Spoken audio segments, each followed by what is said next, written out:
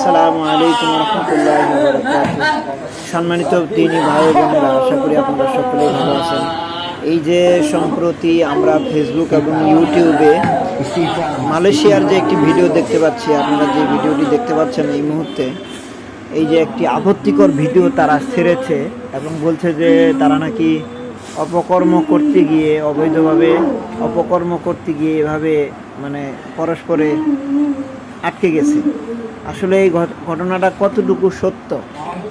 আমার তো মনে হয় পুরোটাই একটি বানোয়াটি। কারণ আমরা যদি লক্ষ্য করি তাহলে ইউটিউবে এবং ফেসবুকে এই মালয়েশিয়ানদের এই ধরনের কাল্পনিক কিছু ঘটনা, যেগুলো তারা কবর এবং কবরের মধ্যে সাপ, বিচ্ছু এবং তারা কৃত্রিমভাবে লাশ বানিয়ে সেটাকে নিয়ে ভিডিও করা, জঙ্গলে ভূতের ভিডিও, এরপরে আপনার আরও যেগুলো ফেক ভিডিও বানাইতে তারা খুবই পারদর্শী।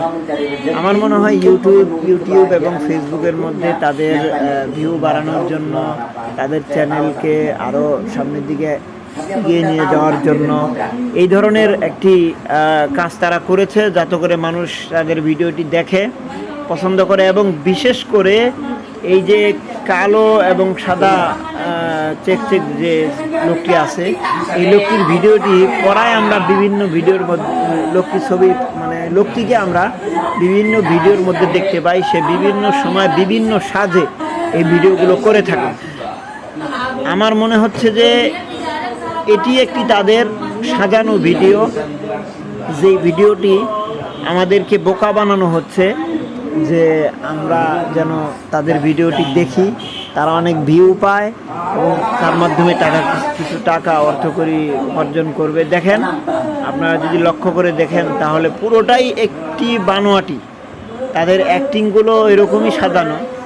বিশেষ করে এই যে গলার নিচে যে লাল দেখা যাচ্ছে, এই লোকটিকে আপনারা দেখবেন বিভিন্ন সময় সাধু, বড় হুজুর, এরপরে জুব্বাওয়ালা, পাগড়িওয়ালা, এরপরে আপনার বিভিন্ন সাজে সেজে থাকে এবং তার সাথে যারা আছে এরা সবাই ওই নাটকের অংশীদার।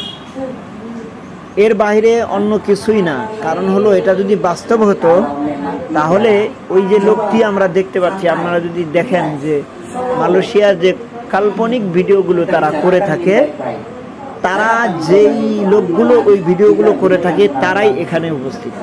অতএব এটা পরিষ্কার যে এই ভিডিওটি একটি বানানো ভিডিও এবং কাল্পনিক পরিকল্পনা মাফিক, যেটাকে তারা বানিয়েছে। বাস্তবে এটা কোনো সত্য নয় এবং সেভাবেই তারা অ্যাক্টিং করেই যাচ্ছে আর আমাদেরকে বোকা বানানো হচ্ছে, এমনটা মনে হচ্ছে। এর বাহিরে যেহেতু আমরা এখানে যাইতে পারিনি, সশরীরে আমরা সচক্ষে এটা দেখতে পারিনি, অতএব এর থেকে বেশি কিছু বলাও যাচ্ছে না। তবে আমরা যেন বোকা না হই, এরকম ঘটনা খুবই অস্বাভাবিক এবং অসম্ভব। তবে এটি যে বানানো, এর মধ্যে কোনো সন্দেহ নেই। কারণ হচ্ছে তারা এভাবে বসে এক জায়গায় গোল মিটিং করবে, বসে আলোচনা করবে, এটা কিভাবে সম্ভব?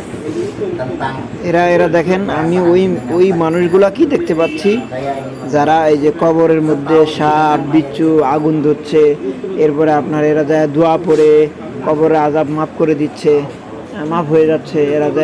এরা কবরের পাশে গিয়ে দোয়া করলে কবরের সাপ চলে যাচ্ছে।